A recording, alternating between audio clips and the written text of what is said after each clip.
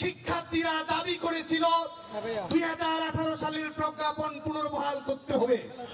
দেশরত্ন শেখ হাসিনার সরকার যে 18 সালের প্রজ্ঞাপন জারি করেছিল, যেই প্রজ্ঞাপন অনুযায়ী সরকারি নিয়োগ প্রক্রিয়ায় কোনো কোটা নবম থেকে 13তম গ্রেডে চালু নেই, সেটি পুনর্বহাল করার দাবি জানিয়েছিল শিক্ষার্থীরা।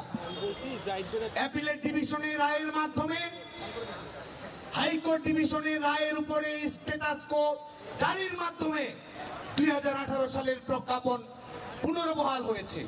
ঠিক এই মুহূর্তে যারা আন্দোলন করছে, যারা এখানে রয়েছে, বিভিন্ন শিক্ষা প্রতিষ্ঠানে লেখাপড়া করছে, যারা চাকরি প্রত্যাশী, সবাই অবগত রয়েছে যে তাদের চাকরিতে নিয়োগ প্রক্রিয়ায় কোনো ধরনের কোনো কোটা ঠিক এই মুহূর্তে নেই। তাহলে কিসের জন্য এই টেনে হিসড়ে আন্দোলনকে লম্বা করা?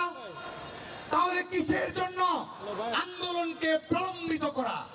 শিক্ষার্থীরা যেটি চেয়েছে সেটি বাস্তবায়িত হয়েছে, তারপরও কিসের সব রঙ্গ তামাশা আজকে বাংলাদেশের রাজপথে মঞ্চস্থ করা হচ্ছে?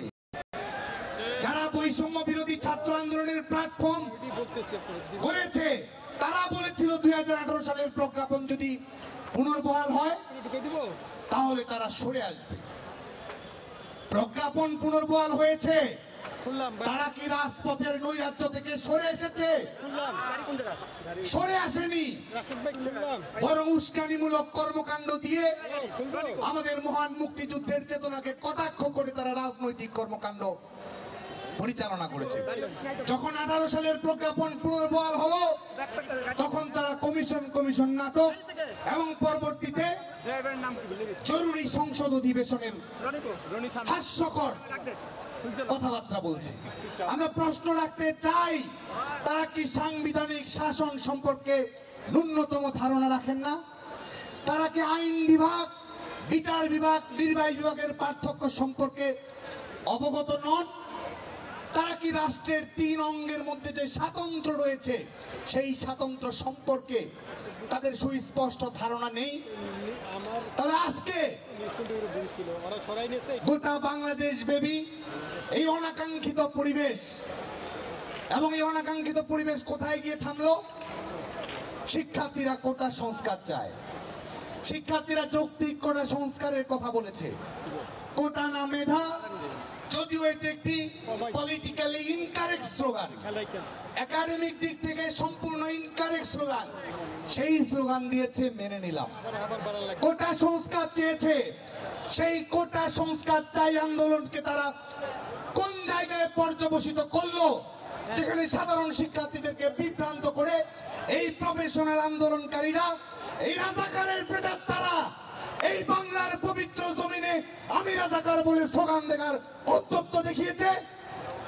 বাংলাদেশ ছাত্রলীগ তো শুরু থেকে দায়িত্বশীল ভাবে প্রত্যেকটি কর্মকাণ্ড পরিচালনা করেছে। বাংলাদেশ ছাত্রলীগ যেমন শিক্ষার্থীদের দাবির সঙ্গে সুরে সুর মিলিয়ে কোটাই সুর যৌক্তিক সংস্কার চেয়েছে, একই সঙ্গে বাংলাদেশ ছাত্রলীগ গণতান্ত্রিক মূল্যবোধে উজ্জীবিত ছিল। মাননীয় প্রধানমন্ত্রী বঙ্গবন্ধু দেশরত্ন শেখ হাসিনা সংবাদ সম্মেলনে একটি অন্তর্ভুক্তিমূলক যুগোপযোগী মেধাভিত্তিক স্বচ্ছতা ভিত্তিক নিয়োগ প্রক্রিয়া সম্পর্কে তার মতামত প্রকাশ করেছেন, এবং একই সঙ্গে জাতির শ্রেষ্ঠ সন্তান বীর মুক্তিযোদ্ধাদের সবাই যেন সম্মান করে, যেটি আমাদের জাতীয় চাওয়া, সেই বিষয় নিয়ে অত্যন্ত বলিষ্ঠভাবে মাননীয় প্রধানমন্ত্রী বঙ্গবন্ধু দেশরত্ন শেখ হাসিনা মন্তব্য করেছেন। এবং যারা মুক্তিযোদ্ধাদের নিয়ে তামাশা করে তাদের বিরুদ্ধে মাননীয় প্রধানমন্ত্রী বঙ্গবন্ধু দেশরত্ন শেখ হাসিনা দীপ্ত প্রত্যয় ঘোষণা করেছেন।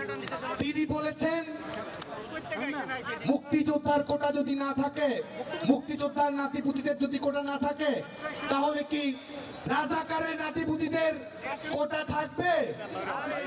এই প্রশ্নের মধ্যে কোথায় কোথায় কোন অ্যাঙ্গেলে, কোন পরিভাষায়, তাদের কোন ব্যাখ্যায় এখানে সাধারণ শিক্ষার্থীদের, আন্দোলনকারীদেরকে এই বিষয়টি বলা হয়েছে? আমরা ধিক্কার জানাই মাননীয় প্রধানমন্ত্রী বঙ্গবন্ধু দেশরত্ন শেখ হাসিনার বক্তৃতাকে বিবৃতিকে যারা বিকৃত করে প্রচার করেছে। ছাত্রলীগের ইস্পাত লড়াই আপনারা ভুলে যাবেন না। আমাদের হৃদয়ের পবিত্র আরাধ্য নিয়ে ছেলে খেলা করার তামাশা দেখাবেন না। অনেক বিনয়ের পরিচয় দিচ্ছি, সীমা লঙ্ঘন করছেন।